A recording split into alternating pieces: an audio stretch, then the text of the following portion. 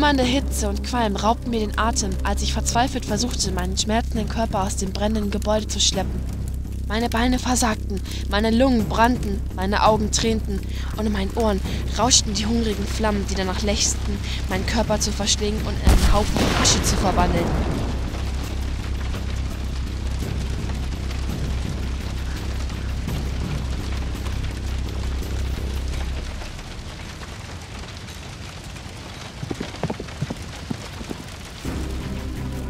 Doch inmitten dieser Hitze war ein Geräusch. Es klang wie, wenn man mit einer Gabel über einen Teller schabt. Langsam und schwerfällig und schrill. Ich wagte nicht zu atmen, nahm mir doch der Rauch meine Sicht und ließ mich bei jedem Atemzug schmerzhaft aufkeuchen. Plötzlich wurde ich an den Hinterbeinen gepackt. Als ich mich wendete, erkannte ich, dass es das Pferd C73 war, welches mich durch den Gang zurück in das Gebäude schleifte.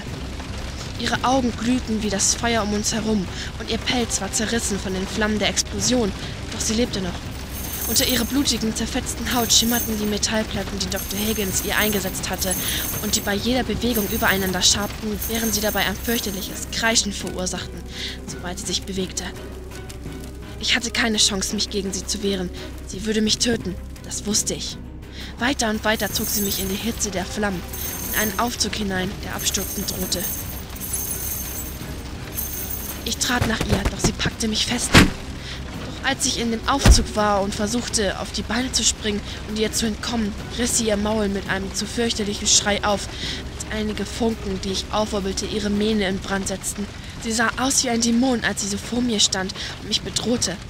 Dann kam sie näher, Schritt für Schritt für Schritt, bis sie direkt vor mir stand. Dann holte sie Luft und schrie erneut auf. Dabei spie sie Funken und Feuer in meine Aufzugskabine, die bedrohlich zu wackeln begann. Und dann...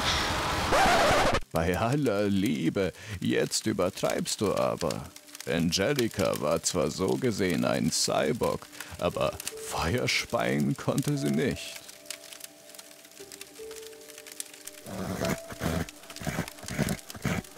Also ich finde die Geschichte wahnsinnig spannend. Schließlich basiert sie auf wahren Begebenheiten. Tut sie das?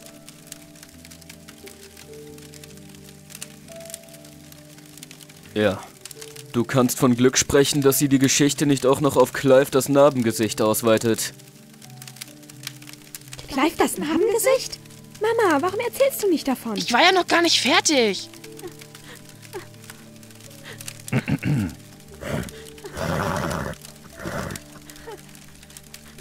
Mama, C73 gibt es nicht wirklich, oder? Ich meine, sie könnte wütend auf dich sein, dass du sie besiegt hast. Du hast sie doch besiegt, oder? Sie ist tot. Ich habe deine Mutter vor ihr beschützt, so wie ich euch alle beschützen werde. Wenn du Angst hast, ist das in Ordnung. Sie war sehr gefährlich. Doch einen Schuss ins Hirn überlebt nicht einmal sie. Alex, doch nicht vor den Kindern. Cool. Was denn? So war es doch, oder habe ich etwas falsch abgespeichert? Das ist keine Geschichte für freche kleine Fohlen. Diese Geschichte darf Papa euch erzählen, wenn ihr älter seid. Ach, Mano. Mano.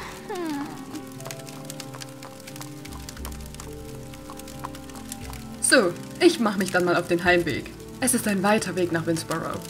Vielen Dank. War ein schöner Abend. Danke, dass ihr alle gekommen seid. Vor allem du, Carol. Dass du abends gekommen bist, ehrt mich sehr.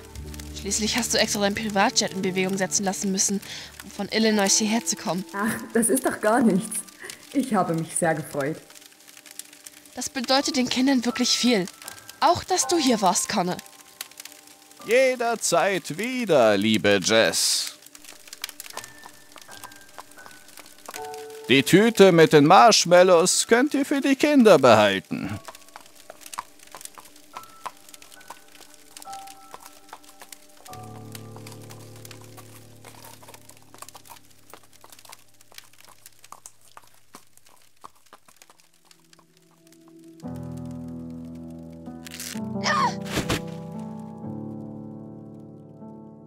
Ich hab dich. Du bist schwer.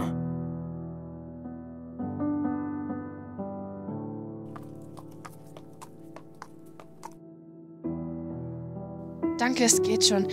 Ich wünschte, ich hätte in den letzten 12 Jahren etwas mehr für meine verfluchten Beine tun können. Es ist, wie es ist. Und du kannst wieder laufen. Die Ärzte haben gesagt, dass das nie passieren wird. Ha, toll.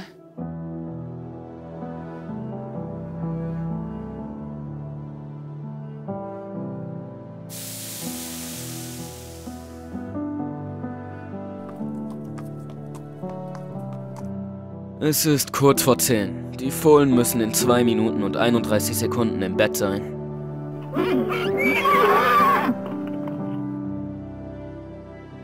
Mann, können wir nicht noch 4 Minuten und 29 Sekunden aufbleiben? Ich bin noch gar nicht müde. Nixer, ab ins Bett mit euch beiden. Und zwar Dully.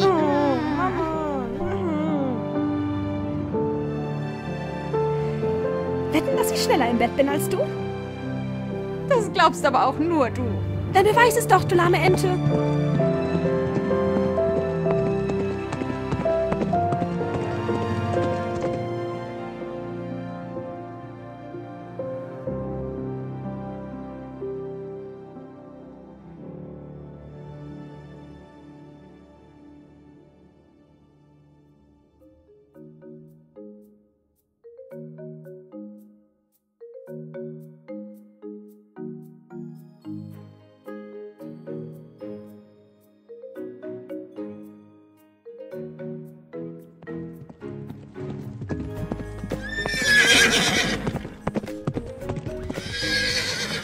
Ha, ich war eine halbe Sekunde schneller wie du.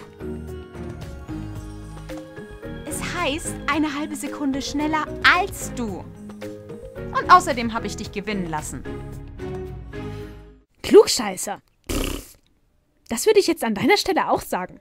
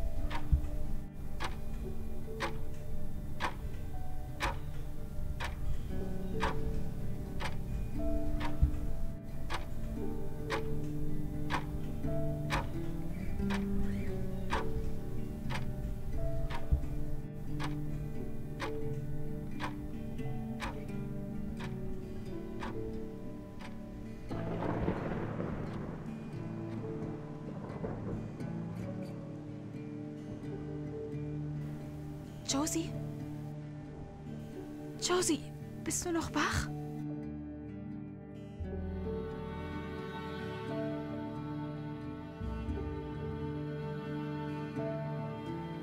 Ja. Was ist denn? Wo bleibt denn Mama oder Papa? Sollten sie nicht schon hier gewesen sein, um das Licht auszumachen? Keine Ahnung.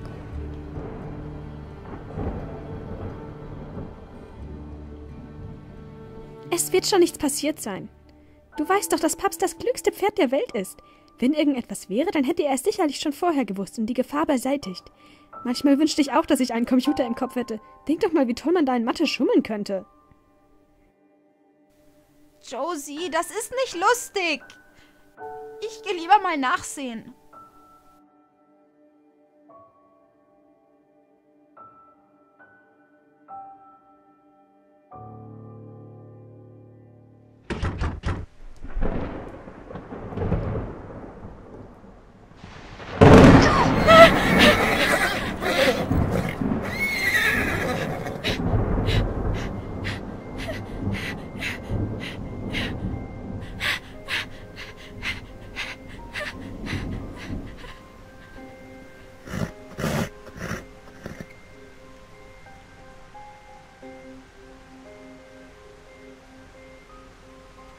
Das war nur ein Blitz, Simon. Das war kein Blitz, Josie. Es war auch kein Donner. Ich glaube, ich hab Mama schreien hören.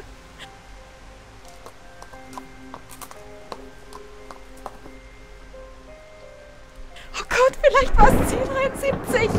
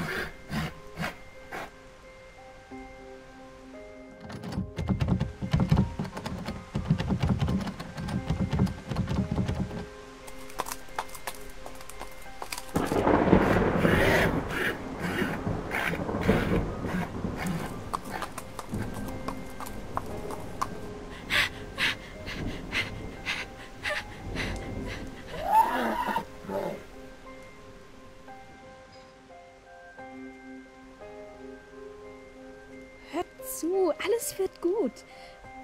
Die Tür klemmt bestimmt nur. Hast du noch irgendwo dein kleines Spionset, das du zu Weihnachten bekommen hast?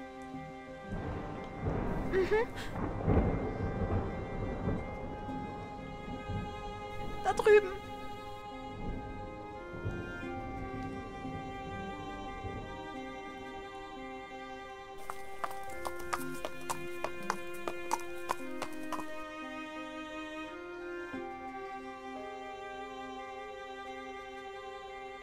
Josie, was ist, wenn da draußen wirklich jemand ist?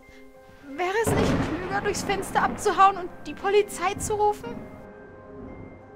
Da ist niemand, Simon. Das muss einer von Papst und Bodyguards sein, der auf mich aufpassen soll. Weiß der Herr, warum der mitten in der Nacht hier auftaucht und uns einsperrt? Das glaube ich nicht.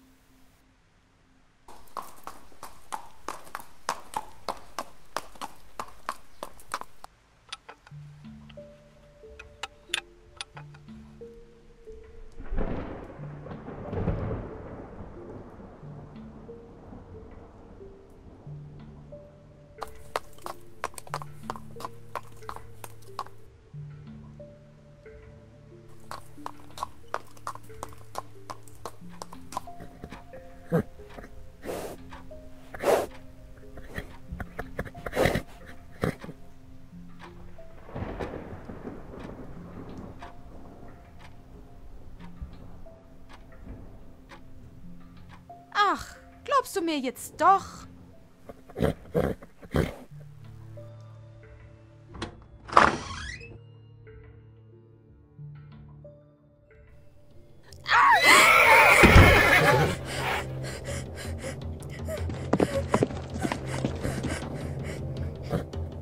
Du hattest recht. Das stimmt was nicht. Wir müssen die Polizei rufen. Das habe ich doch gleich gesagt. Am besten fliehen wir durchs Fenster. Spinnst du? Sollen wir da die Polizei anrufen? Unser Telefon und Mamas Handy sind in der Küche. Ich halte dir den Rücken frei und du rufst an, okay? Wenn jemand kommt, lenke ich die Aufmerksamkeit auf mich und locke ihn von dir fort.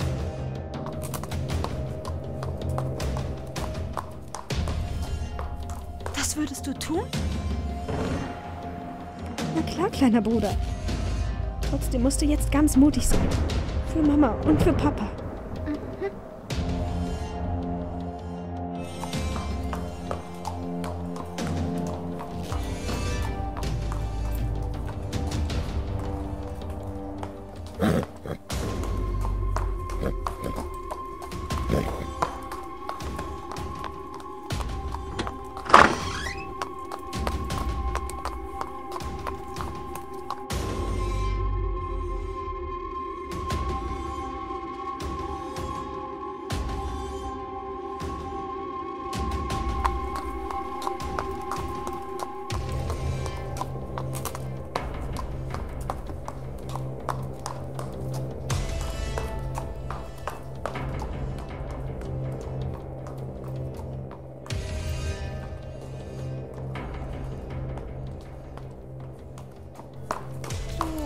Josie, wenn der Strom ausgefallen ist, dann wird doch auch das Telefon nicht funktionieren. Wir müssen Mamas Handy benutzen. Ja, das liegt in der Küche auf der Theke. Mama und Papa sind nicht im Wohnzimmer, aber die Terrassentür steht noch offen.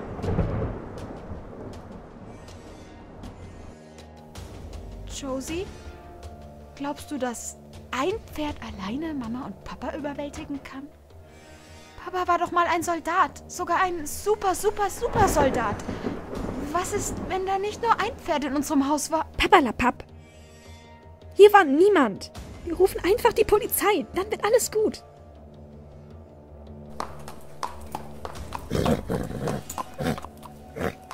Mama? Papa, wo seid ihr?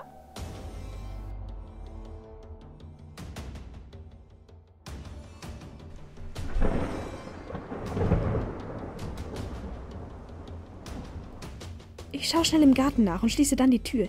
Geh du schon mal in die Küche und ruf die 911 an, okay? Das ist die Nummer der Polizei. Ich kenne die Nummer der Polizei. Ich bin kein Baby mehr.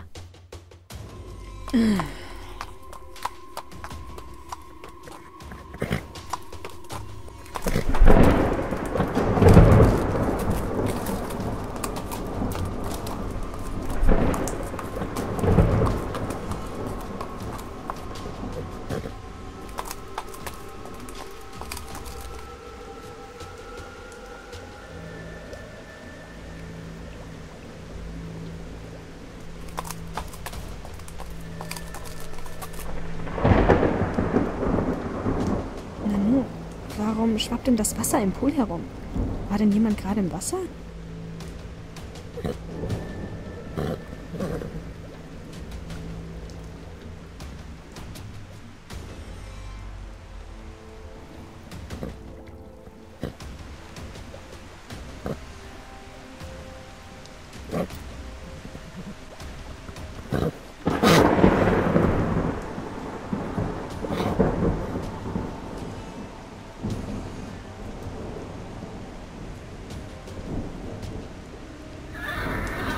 Papa?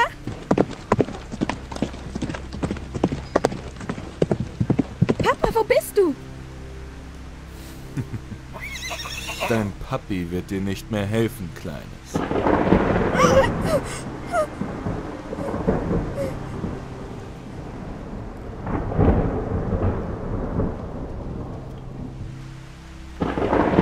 Na, keine Angst. Meine liebe Freundin wird sich gut um deinen Bruder kümmern. Das Narbengesicht.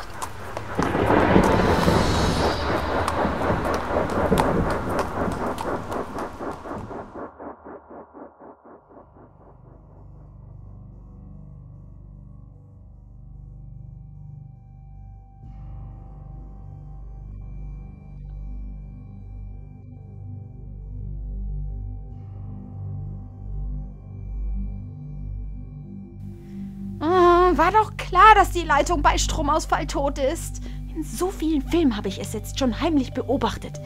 Immer wenn die Hauptcharaktere in einem gruseligen Haus gefangen sind, ist die Leitung tot oder der Strom fällt aus. Typisch, toll gedacht.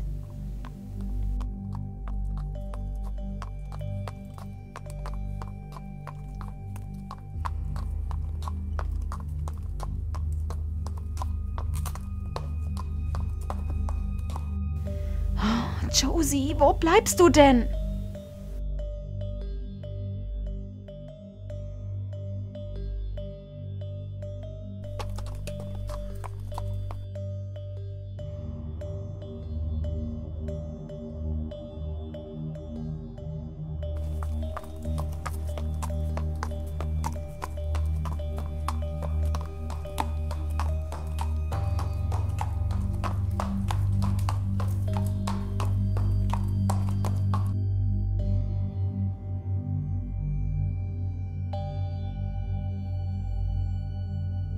Oh Mann, in Filmen verschwindet auch immer eines der Pferde, wenn sich zwei auftrennen. Und dann ist der Protagonist alleine. Ich will aber nicht alleine sein. Josie! Josie!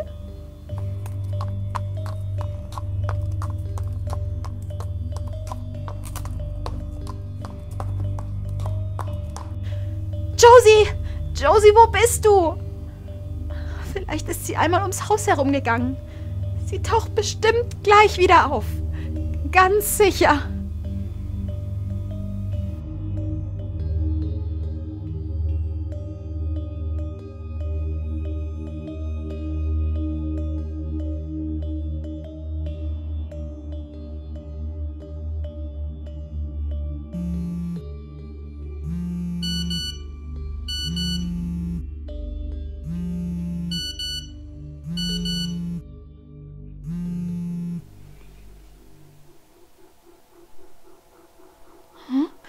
Wo habe ich das denn übersehen?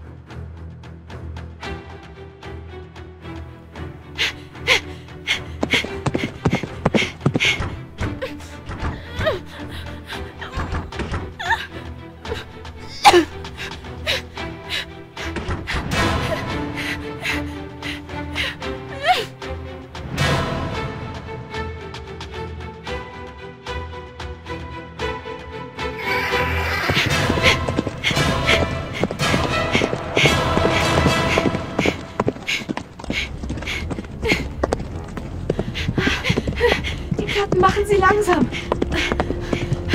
Dafür hat sie eine enorme Wucht, wenn sie in Fahrt kommt.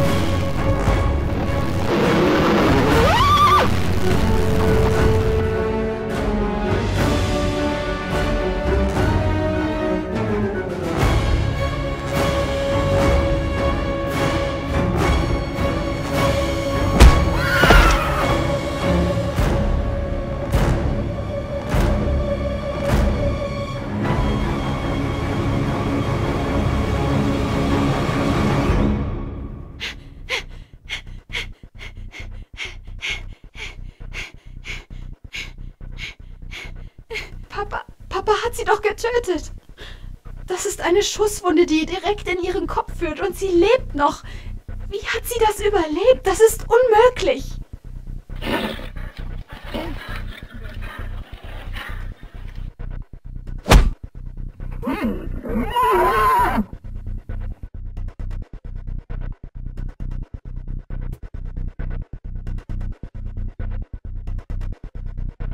Das ist es!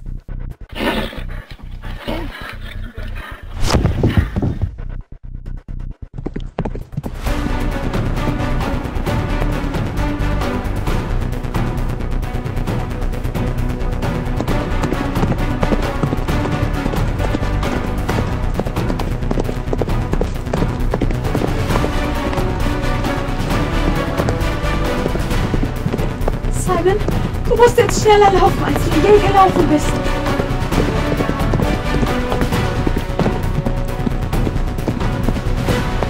Dein Vater war der beste Soldat aller Zeiten. Du hast das auch im Blut. Du schaffst das.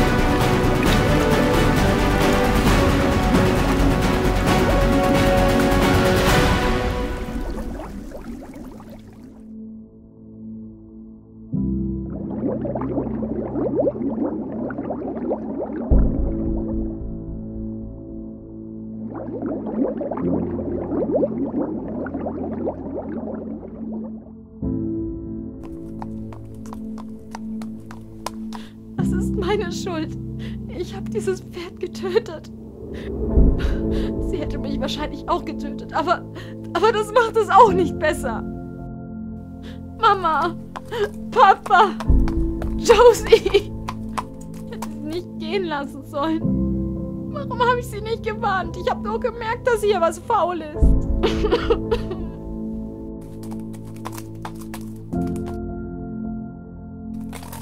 Du und deine Eltern, ihr seid euch wirklich sehr ähnlich.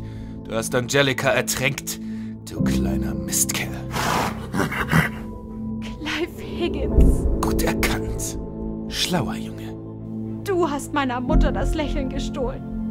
Ihr wunderschönes Strahlen kenne ich nur noch von Fotos. Du bist schuld daran, dass Mama mich niemals zur Schule begleiten konnte und niemals Fußball oder Wettrennen mit uns spielt. Und du warst es auch, der meinem Vater die Fähigkeit genommen hat, Gefühle zu empfinden. Auch das ist korrekt. Er hat Angst. Warum hat er Angst? Er ist so voller Hass. Du hast sie einfach umgebracht. Einfach umgebracht. Meine Angel. Mein bestes Werk. Sie war so perfekt. Sie bekam, was sie verdiente. Und wenn du mir nicht sofort sagst, wo meine Familie ist, dann werde ich das für dich gerne wiederholen.